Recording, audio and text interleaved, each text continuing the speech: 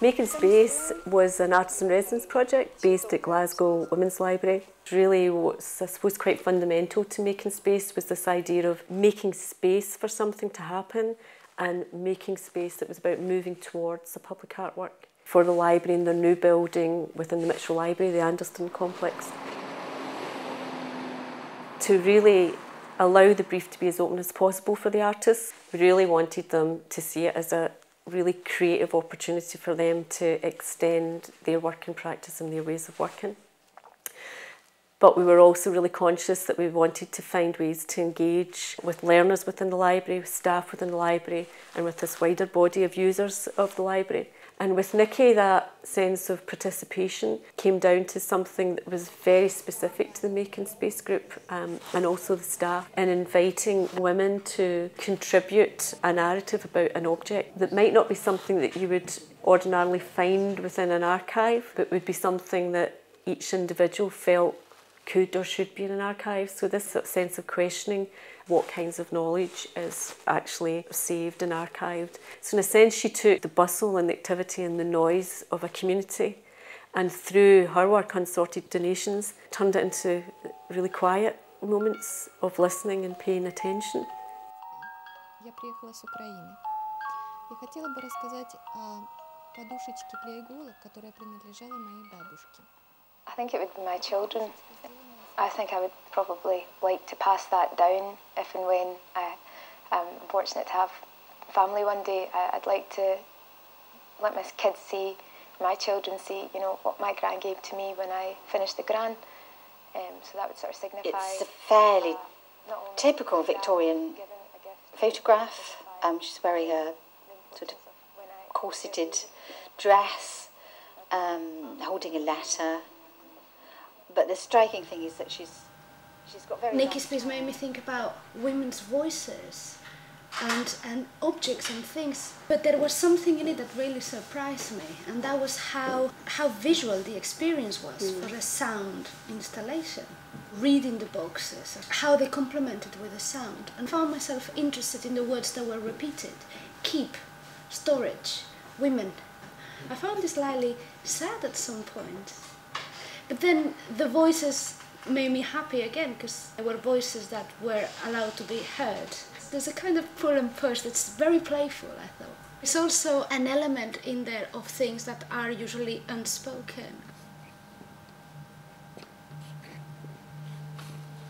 I think the thing I was most surprised by was how I became very aware of my own body and my own self physically in the space, because I was being led by my ear, and it's not a way I've experienced a cardboard box before. When I think about archives, that's certainly not the kind of space that I think about. I'm left with questions. I don't know what's inside those boxes, and so the voices are helping me kind of try and clarify that. The fact that it's unsorted means that it wasn't a linear narrative.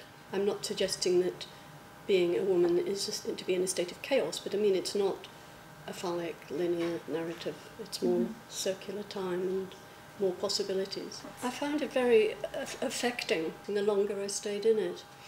There was riches to be drawn on all the time, and they were endless. I was trying to work out what were these people talking about and why was that important, and isn't it like Churchill's wartime speeches around? It's very subjective almost, you know. So at one point I just sort of stood in the middle. It was almost like music, and then there was lots of stuff going on all around me, you know, like ghosts or something coming out.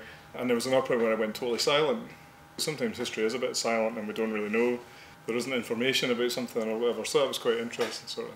And it's the idea of the artwork that you were experiencing, contextualised the things that were there already. The word library just always has that feeling of books, but actually when you actually listened about what the artefacts were, they were very rarely were actual books. They were really important pieces of people's memories, really. Got our arms to go back on.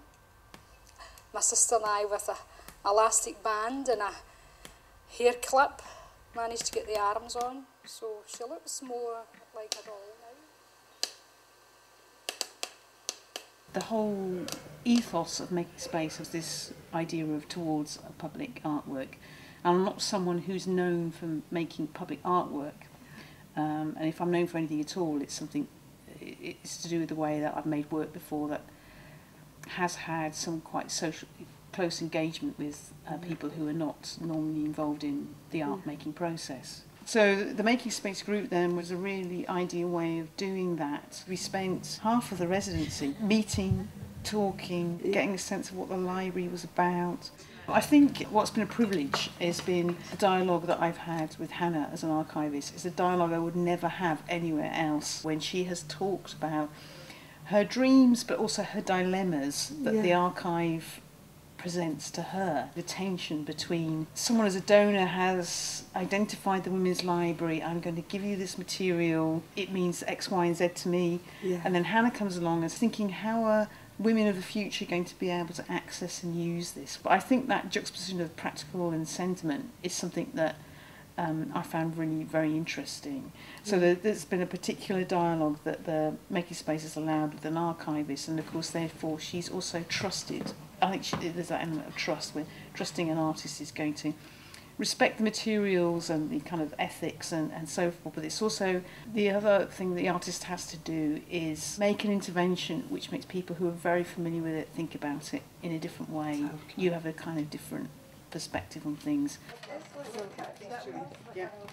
So just to go back to this, arriving here when it's in the process of moving from one venue to another, in an archive that's actually was boxed up and catalogued, and 500 boxes. Immediately as a photographer, the striking challenge was then visually it needed a different kind of intervention, and I didn't quite know what that was going to be.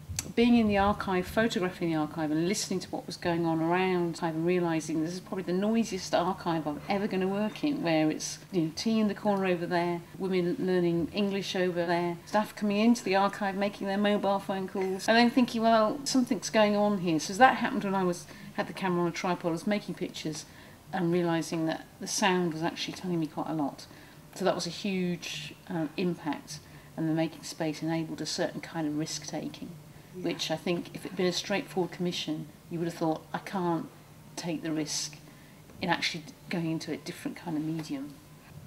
I think what I'm really pleased about, which has kind of happened by accident but reflects something about the library itself, is that in the end you've got 10 voices of women who are coming from different cultures, different backgrounds, different ages, bringing in different objects connected to different periods of not their lives but somebody else's life, somebody maybe they don't know, that have a certain mythology with their own family. And I think why it was actually important for this work in the end was that the fact it was sound actually liberated women from worrying about having to write anything, and also realising you could actually say to women where English wasn't their first language, you can do this in your own language, and actually you should do, because what was important is what they had to say, not how they said it. 欖角型嘅都幾好特別啦，呢個戒指係，